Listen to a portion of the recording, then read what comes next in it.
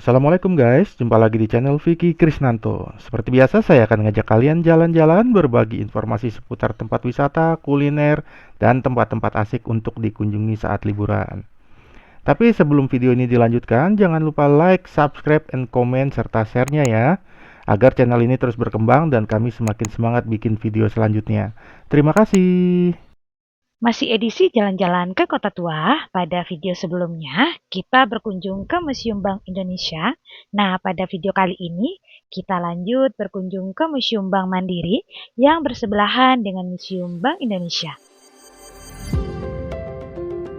Lokasi Museum Bank Mandiri ini terletak di Jalan Lapangan Stasiun Nomor 1, Jakarta Barat, DKI Jakarta. Museum ini adalah cagar budaya Kota Tua di Jakarta. Mari Sobat Channel, sekarang kita menuju ke loket tiket pembayarannya sebelum kita masuk ke area dalam Museum Bank Mandiri.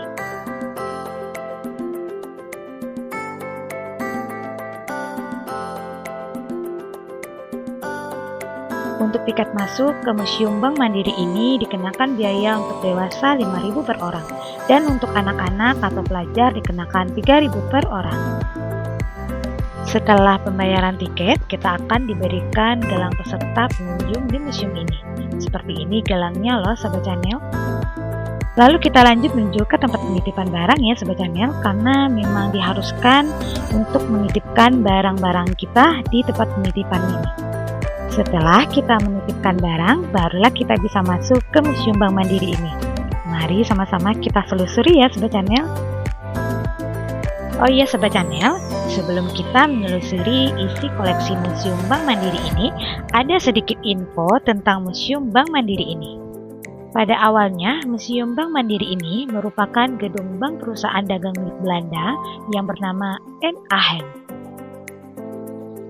Museum Bank Mandiri ini menyimpan sejarah perdagangan sejak pemerintahan kolonial Belanda dan dibangun pada tahun 1929 hingga mulai beroperasi di 1933. Pada tahun 1960, gedung ini beralih menjadi milik Indonesia yang diperuntukkan untuk keperluan perbankan nasional.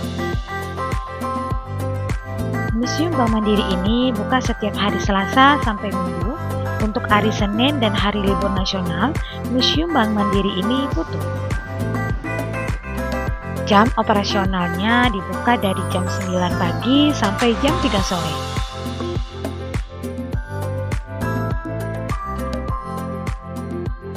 Sahabat Channel, di dekat kasir Cina ini ada room theater. Room theater ini disediakan oleh Museum Bank Mandiri secara gratis untuk para pengunjung yang ada di museum ini.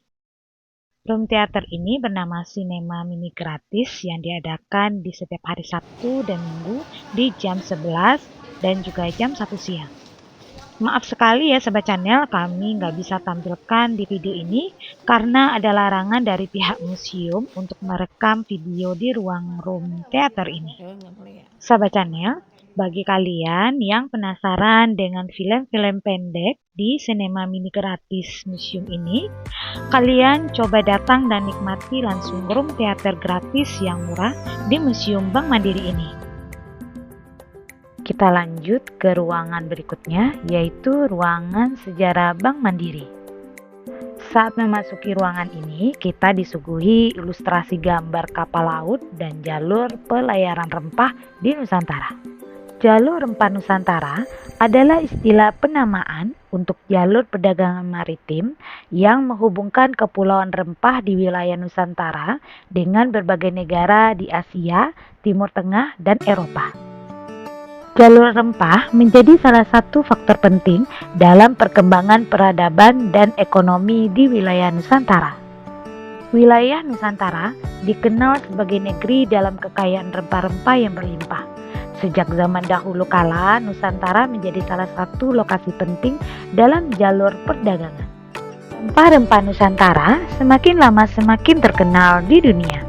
Sekitar abad 7 Masehi, pelayaran dan perdagangan dari Asia Timur, Asia Barat, dan Asia Selatan berbondong-bondong menuju ke Nusantara. Mereka datang ke Nusantara untuk berburu rempah-rempah yang bernilai tinggi seperti pala, cengkeh, lada, dan kayu manis. Kita lanjut jalan ke ruangan berikutnya ya Sobat Channel. Masih tema yang sama tentang sejarah perjalanan bangsa Eropa ke Indonesia atau Nusantara, terutama sekali bangsa Hindia Belanda.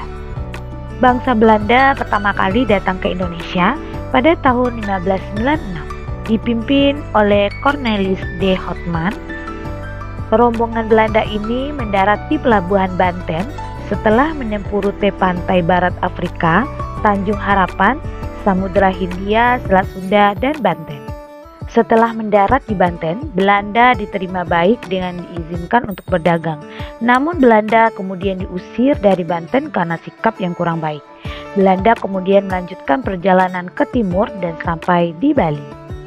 Pada tahun 1602, Belanda mendirikan perusahaan dagang di Indonesia yang bernama VOC.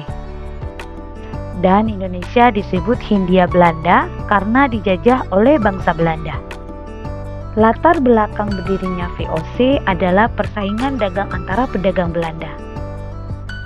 VOC memaksakan monopoli di daerah Maluku dan daerah strategis di Indonesia lainnya. VOC menguasai lada dari Banten dan Aceh, beras Mataram, dan kopi Priangan.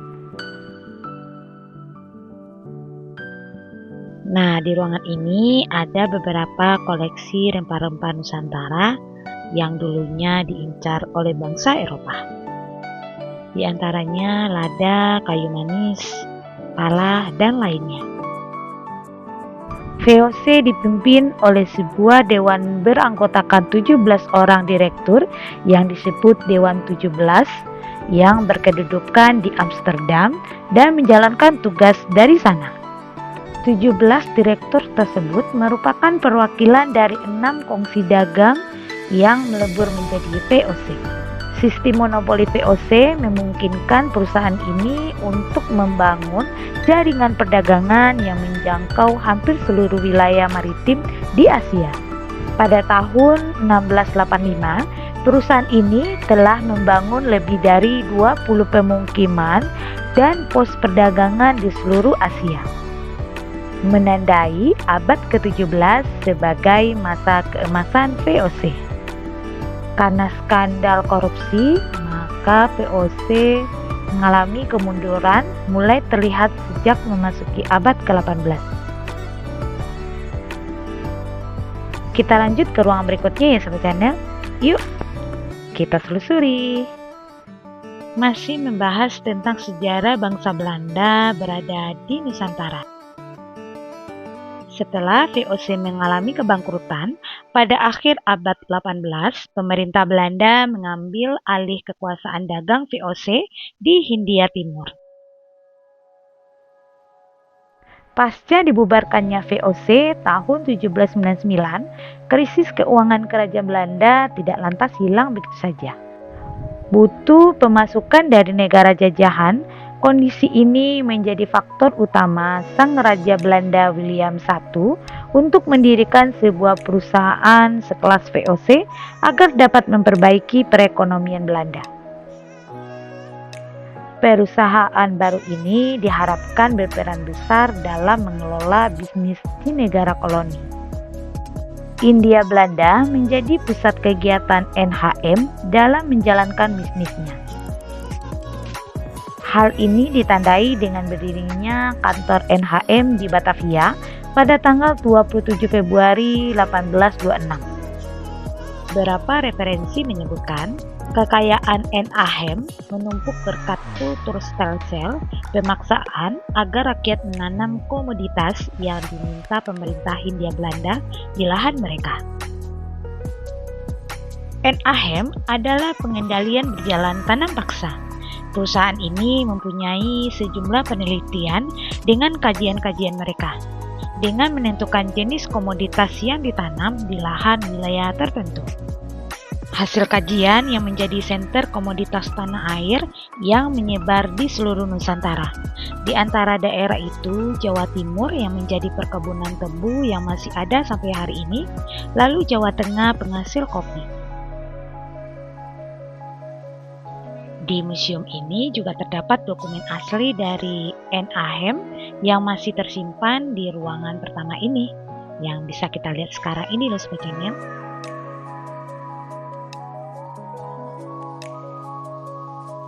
Di Museum Bank Mandiri ini tidak hanya merekam perjalanan sejarah ekonomi dan perbankan di Indonesia, namun juga merekam beberapa kisah pahit perjalanan hidup bangsa Indonesia dulunya. Sahabat Channel, di ruangan ini juga terdapat beberapa televisi digital yang bisa kita nikmati dengan keterangan peristiwa yang penting di Indonesia dulunya.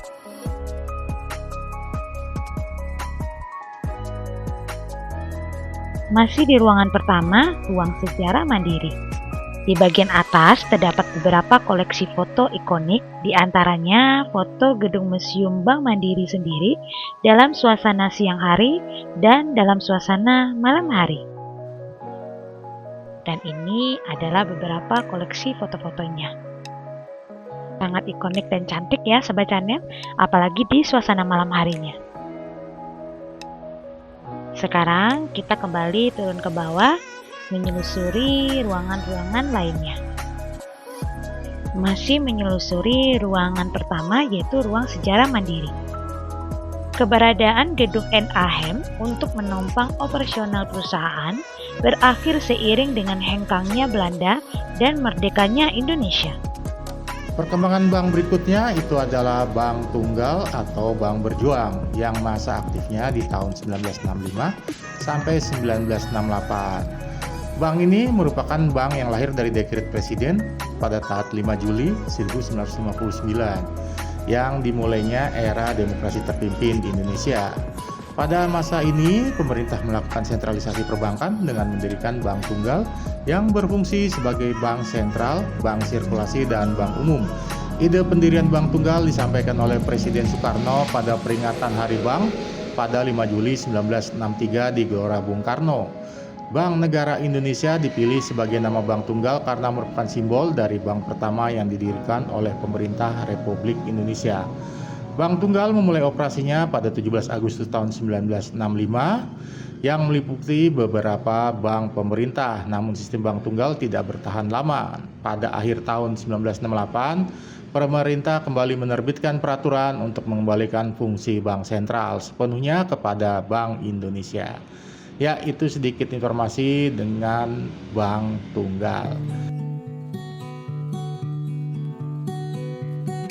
Ya, informasi selanjutnya adalah tentang Bank Bumi Daya, yang mana bank ini merupakan pecahan dari Bank Berjuang atau Bank Tunggal pada tahun 1968. Kemudian Bank Bumi Daya ini menjadi Persero pada tahun 1992. Ya, itu sedikit informasinya.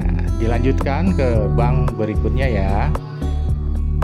Informasi selanjutnya adalah tentang Bank Dagang Negara atau BDN. Bank Dagang Negara atau BDN didirikan pemerintah Indonesia pada 19 April 1960 berdasarkan Perpu nomor 13. Bank ini menggantikan PT Eskom Tobeng yang dinasionalisasi dan sedang dalam likuidasi. Semua hak dan kewajiban Eskom Tobeng dialihkan kepada BDN yang memulai operasinya dengan modal awal itu 20 juta rupiah dari pemerintah. BDN ditugaskan untuk pembiayaan sektor perkebunan dan perdagangan dengan struktur organisasi yang mirip Eskom Tobeng. Ya, itu sedikit informasi tentang Bank BDN. Yuk dilanjut informasi berikutnya. Ya, informasi berikutnya adalah tentang Bank Eksim atau Bank Ekspor Impor Indonesia yang merupakan juga pecahan dari Bank Tunggal atau Bank Berjuang yang pada tanggal 31 Desember 1968, dan bank ini mengurusi divisi ekspor impor dari unit tersebut secara resmi dan terpisah. Jadi muncullah Bank Eksim ini ya guys, atau Bank Ekspor Impor. Ya, demikian sedikit informasinya. Yuk dilanjut ke bank berikutnya. Untuk informasi selanjutnya yaitu Bank Pembangunan Indonesia. Bank ini didirikan oleh pemerintah Indonesia pada tahun 1960 untuk menyediakan pembiayaan yang berkelanjutan bagi pembangunan di Indonesia. Pada tahun yang sama, Bank Industri Negara digabung ke dalam bank ini. Pada tahun 1966, bank ini berperan sebagai bank umum sektor negara yang menerima simpanan giro dan deposito, serta memberikan kredit jangka pendek khususnya pada sektor pemerintahan, proyek-proyek yang dibiayai oleh negara. Ya, itu sedikit informasi tentang Bank Pembangunan Indonesia. Yuk dilanjutkan informasi berikutnya. Untuk ruang berikutnya adalah ruang di mana informasi mengenai tentang masa kelam perbankan Indonesia atau krisis ekonomi di tahun 1998. Dan di dinding ini terpampang beberapa informasi dan juga timeline mengenai apa yang terjadi di tahun tersebut dan juga bagaimana penanganannya. Salah satu yang kita lihat ini adalah merger pada tahun 1999 dengan pembentukan Bank Mandiri yang meleburkan beberapa bank. Di antaranya adalah Bank Pembangunan Indonesia, kemudian Bank Bumidaya, Bank Eksim, dan Bank Dagang Negara di merger dan dijadikan satu untuk membentuk Bank Mandiri, yaitu adalah awal berdirinya Bank Mandiri pada tahun 1999.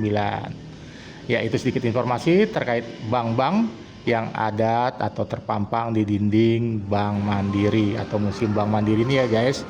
Dan juga informasi sedikit tentang perbankan yang terjadi di Indonesia, juga informasi tentang keadaan krisis moneter tahun 1998. Yuk dilanjutkan ke informasi berikutnya.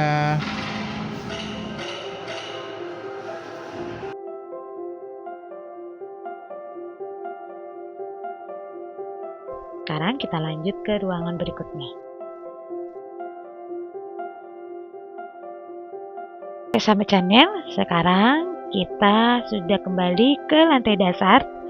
Di sini juga ada beberapa koleksi tentang perlengkapan barang-barang dari perbankan.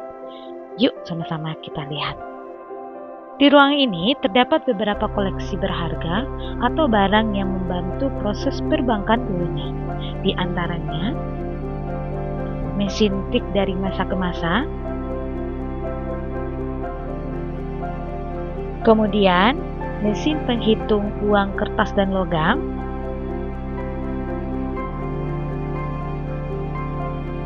di ruangan ini juga terdapat beberapa koleksi lain, yaitu televisi jadul, kipas angin jadul, dan juga telepon jadul.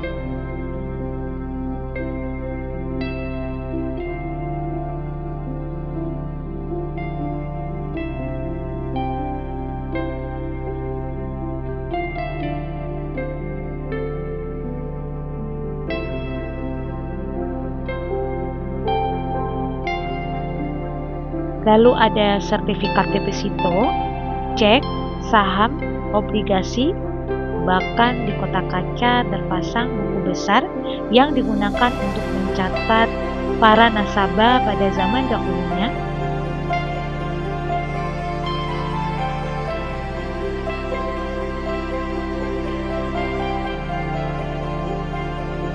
Kemudian ada kamar khusus buku besar yang kita lihat di video ini loh Sobat Channel.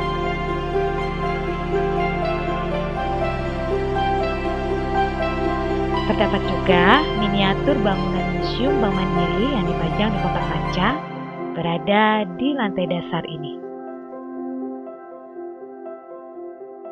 Juga ada aneka stempel koleksi dari Museum Bank Mandiri ini. Sekarang kita lanjut ke ruangan berikutnya.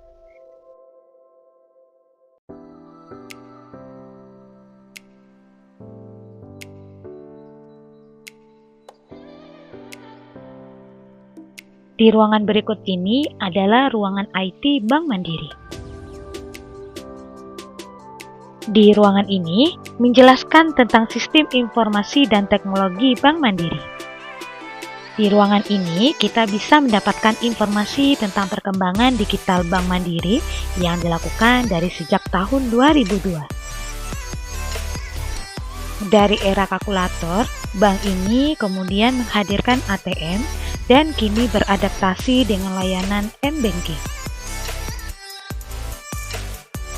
Museum Bank Mandiri pun turut berinovasi dengan memperkenalkan penggunaan TV digital di ruang pameran untuk memaparkan penjelasan berbagai seni yang ditampilkan.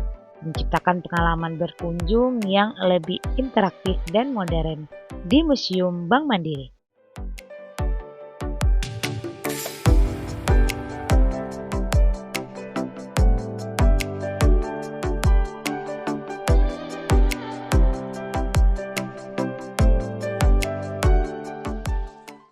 Dan yang seperti teman-teman lihat bahwa di dinding ini terdapat timeline yang dimulai dari tahun 2002 dan nanti sampai ke tahun 2002, yang dimulai dari peluncuran mobile banking, dan di tahun 2022 yaitu peluncuran smart branch yang merupakan Mandiri Self Service Machine dengan layanan bantuan dari General Banker atau GB yang siap siaga melayani nasabah. Ya, itu sedikit informasi tentang timeline yang ada di tembok atau dinding Museum Bank Mandiri Indonesia. Yuk kita lanjutkan kunjungannya.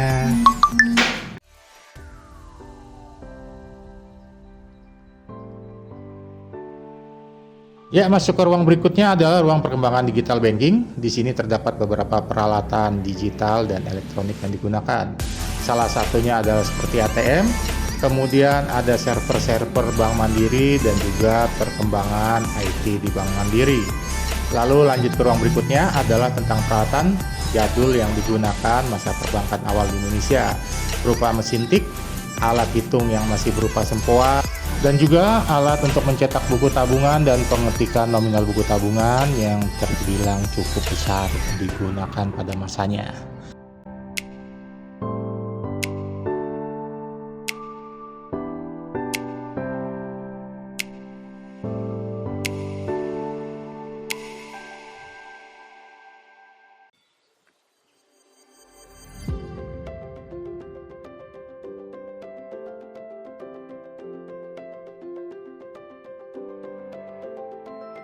Dan inilah salah satu alat yang digunakan untuk mengetik buku tabungan atau bilang mesin tik buku tabungan.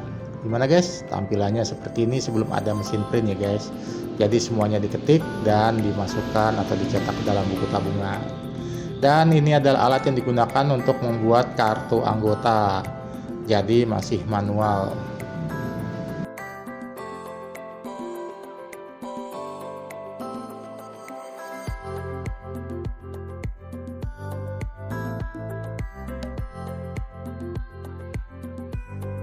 Nah, kita lanjut ke lantai 2. Kita menjumpai kaca patri, termasuk bagian yang menarik dari Museum Bank Mandiri ini loh Sobat Channel. Kaca patri di Museum Bank Mandiri ini terbagi menjadi 2 bagian, atas dan bawah.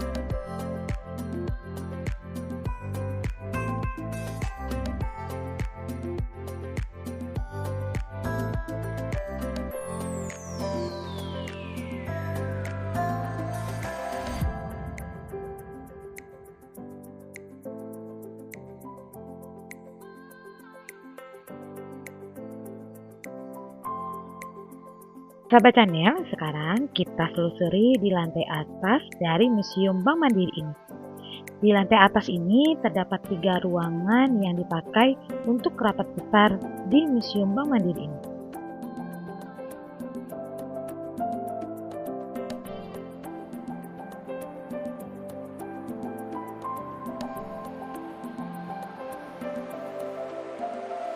Di sini juga ada terdapat beberapa ruangan yang tidak bisa kita telusuri ya sebutannya.